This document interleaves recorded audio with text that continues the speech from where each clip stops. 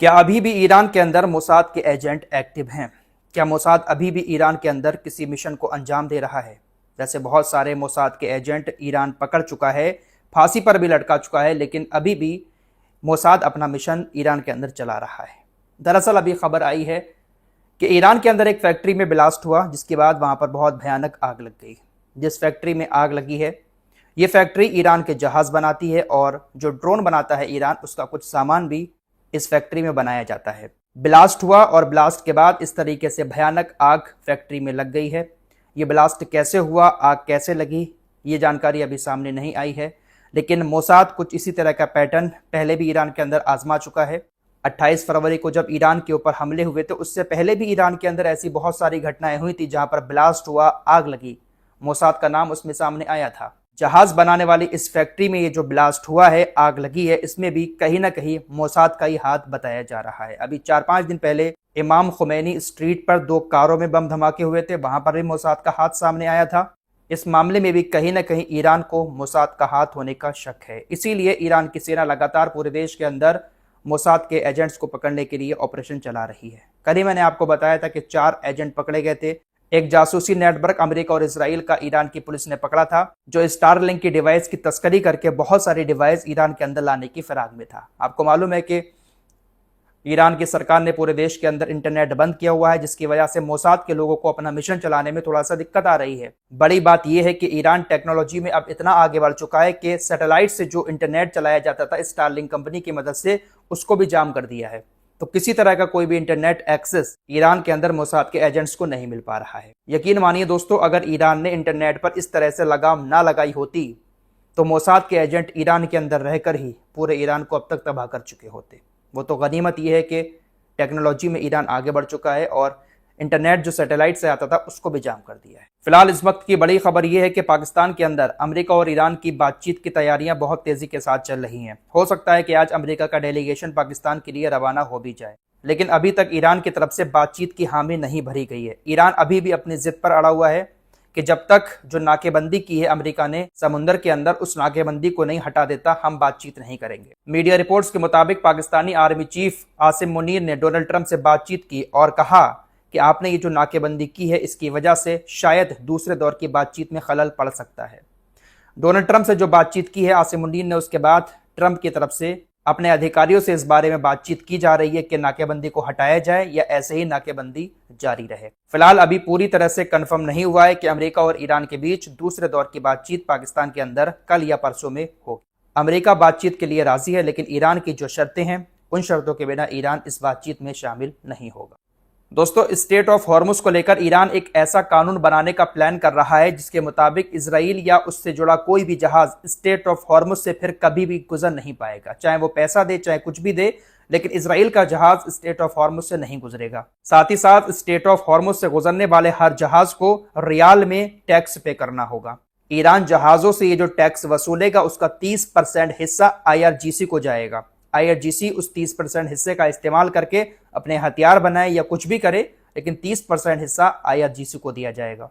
Iran ने अभी state of Hormuz को जो बंद किया है, उसको लेकर ईरान के ऊपर उंगली उठाई जा रही है कि अंतर्राष्ट्रीय जल क्षेत्र है और उसको ईरान इस तरह से बंद कर रहा है।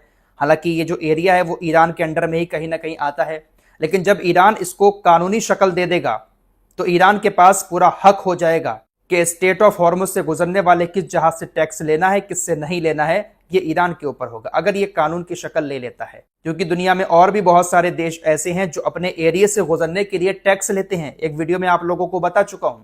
अमेरिका में भी एक ऐसा समुद्र का एरिया है जहां से जहाजों को गुजरने के लिए टैक्स देना पड़ता है। कनाडा में भी है, तुर्की में भी है, कई सारी जगह हैं ऐसी जहां पर गुजरने के लिए जहाजों को टैक्स देना पड़ता है, क्योंकि वहां पर कानून बना रखा है। ऐसे ही ईरान अगर कानून बना लेता है तो स्टेट ऑफ हॉर्मुज से गुजरने वाले फिर हर जहाज को टैक्स देना पड़ेगा। दोस्तों, अमेरिका की नाकेबंदी समुद्र में अगर इसी तरह जारी रहती है तो फिर हर एरिया को ईरान ब्लॉक कर देगा। फिर समुद्र में कोई भी ऐसा रास्ता नहीं बचेगा जिस रास्ते से कच्चे तेल को निकाला जा सके। दरअसल खबर ऐसी आ रही है, तस्नीम न्यूज एजेंसी जो है ईरान की, उसकी तरफ से बताया गया है कि सऊदी अरब की जो यानबू पाइपलाइन है जो स्टेट ऑफ हॉर्मुज को बाईपास करके तेल निकाल रही है, ईरान उस पर हमला करेगा। यूएई की जो फुजैरा पाइपलाइन है उस पर भी ईरान हमला करेगा।